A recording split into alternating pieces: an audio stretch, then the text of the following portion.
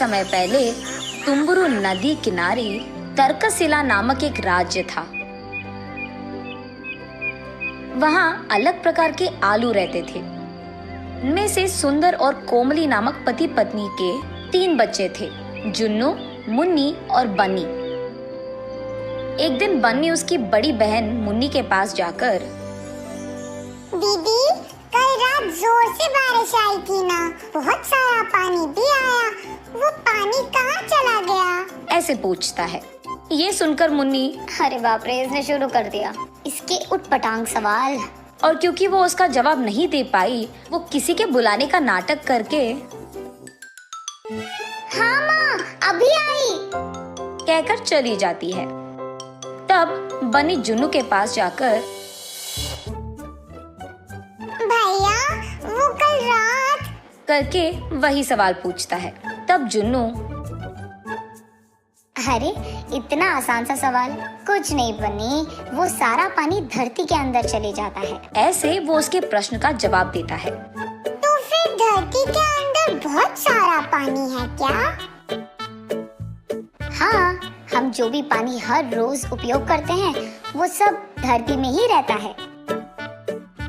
ओह, तो फिर एक दिन क्या धरती पानी से भरकर बलून की तरह फट जाएगा क्या? ऐसे वो भोला बच्चा कहता है।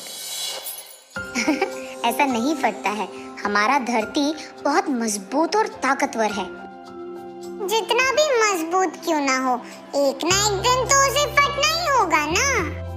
अरे रे, हमारे धरती का आसमान से एक कनेक्शन होता है। जब भी धरती पे पानी बहुत ज्यादा हो जाता है ना, वो आसमान के बादलों में भरकर बारिश की तरह बरसता है। ओह, ये है बात, ये तो बहुत प्यारा सेटिंग है। ऐसे कहता है। वो जुन्नू की तरह उस प्रश्न से नहीं भागता है, उसके बजाय उसको अच्छे से उसकी भाषा में समझाकर उसके छोटे भाई का बहुत अच्छा ख्याल रखता है। बन्नी का उम्र सबसे भले ही कम क्यों ना हो, वो सबसे ज्यादा तेज था। वो अपने भाई जुन्नू और बहन मुन्नी से हमेशा कोई ना कोई सवाल पूछते ही रहता था।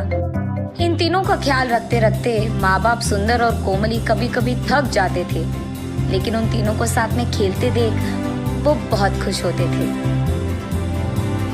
ऐसे ही एक दिन वो तीनों उस राज्य में हो रहे एक बाजार के लिए निकलने की तैयारी करते हैं, मगर उस बाजार तक पहुंचने के लिए उनको तुम्बर नदी पार करना होगा। इसलिए सब एक बड़ा सा नाव चढ़ते हैं। उन सब के साथ ही कुमारी भी उस नाव में बैठती है।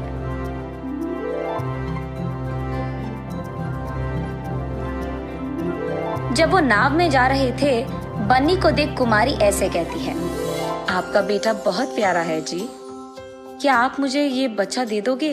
मैं उसको बड़ा करूंगी। ये सुनकर सुंदर और कोमली चौंक जाते हैं। हाँ, ये कैसा प्रश्न था?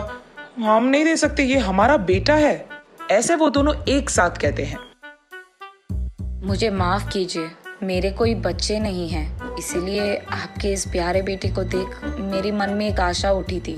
मुझे ऐसा नहीं कहना था, माफ कीजिए। ऐसे कहती है कुमारी। इतने में नाव दूसरी तरफ के किनारे पे पहुंचता है। तब सुंदर और कोमली उनके अपने बच्चों को लेकर बाजार जाते हैं। सारे चीजों को खरीदने के बाद अचानक बन्नी दिखाई नहीं देता है और वो चारों बहुत परेशान होते हैं। उनके परिवार में एक एक सदस्य एक एक दिशा में जाकर बन्नी को ढूंढने लगते हैं, लेकिन बन्नी कहीं नहीं दिखाई देता है। ठीक तभी सुंदर और कोमली को उनके साथ नाव में आए कुमारी की याद आती है। तुरंत वो कुमारी को ढूंढने लग जाते हैं। एक जगह कुमारी अपना काम करते हुए दिखाई देती है। वहाँ जाकर सुंदर और कोमली ऐसे कहते हैं, हमारा बेटा कहाँ है? बोलो, कहाँ छुपा दिया तुमने? बोलो। ऐसे कहते हैं। ये देख कुमारी आश्चर्यचकित होती है। हाँ, मैं तुम्हारे बेटे को कहाँ छुपाऊंगी? क्या बात कर रहे हो तुम दोनों? नाटक मत करो। अभी नाव में तुम कह रही थी तुम्हारा बच्चा दे दो, मैं बड़ा करूंगी। हाँ, मैंने कहा था।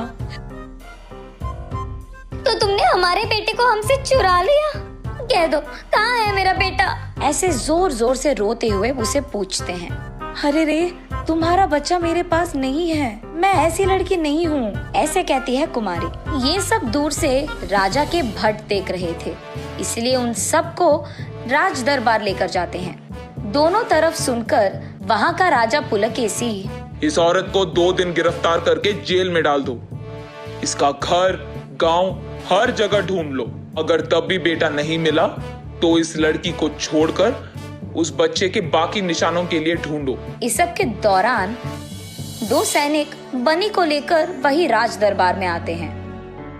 राजा, ये बच्चा नदी में डूब रहा था, तब कुछ लोग इसको बचाकर हमारे पास लेकर आए, ऐसे कहते हैं। बन्नी को देख उसके माँ बाप बहुत बहुत खुश होते हैं। सुंदर, कोमली, जुन्नू, मुन्नी सब बन्नी के पास पहुँचते हैं।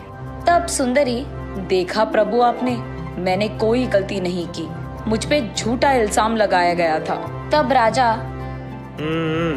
उस बच्चे को इधर लेकर आओ।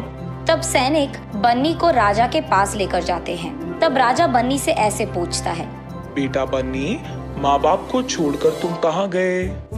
तुम नदी तक क्यों गए? हाँ, मैं नाव के नीचे मौजूद उस बड़े इंसान को देखने गया, कहता है बन्नी भोलेपन से। हाँ, वो बड़ा सा आदमी नाव के नीचे था। नाव के नीचे बड़ा सा आदमी क्यों होगा बेटा? किसने कहा तुमसे ये? हुआ ये था कि जब सभी नाव में बैठकर नदी के उस किनारे तक जा रहे थे, तब सुंदर और कोमली कुमारी के साथ बात कर रहे थे। ठीक उसी समय में बन्नी उसके भैया जुन्नू से ऐसे पूछता है, भैया, नाव ऐसे अपने आप कैसे जा रहा है, और वो भी इतने तेजी से? नाव के नीचे एक बड़ा सा आदमी है, वो ही हमें तेजी से लेकर जाता है। वो नाव को अपने सिर पे लगाकर हमको नदी के किनारे लेकर जाता है, इसलिए नाव डूबे बिना एक किनारे से दूसरे किनारे तक जाती है। ऐसे वो उसको जो मन में आया वो कह देता है बन्नी को। इसी कारण बन्नी उस बड़े से आदमी को देखने नदी के किनारे गया था और उसी कोशिश में वो डूब भी गया था। और ठीक तभी कुछ लोग उसे बचा लिए थे। तब ये बात सबको समझ आती है और उसका भोलापन देख सभी हंस पड़ते हैं। मुन्नी, जुन्नू और बन्नी को समझ नहीं आता है कि सब हंस क्यों रहे हैं, लेकिन कुछ देर बाद वो भी हंस पड़ते हैं। तब पुलकेशी, बहुत समय बाद मुझे बहुत हंसी तुम लोगों की वजह से ही आई है। ये कहकर सबको सोने के सिक्के देकर वहां से उन्हें भेज देता है। दूसरी तरफ सुंदर और कोमली को बहुत खुशी होती है कि परेशान करने के बाद कम से कम उनके बच्चों को सोने के सिक्के तो मिले और बच्चे सही सलामत भी थे।